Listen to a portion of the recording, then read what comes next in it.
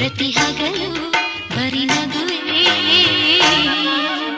ದೇವಲೋಕ ಪ್ರೇಮಲೋಕ ನನ್ನ ಮನೆಯೀಗ.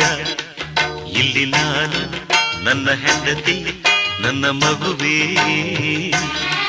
ಪ್ರತಿ ರಾತ್ರಿ ಪ್ರತಿ ಹಗಲು ಬರಿ ನಗುವೇ.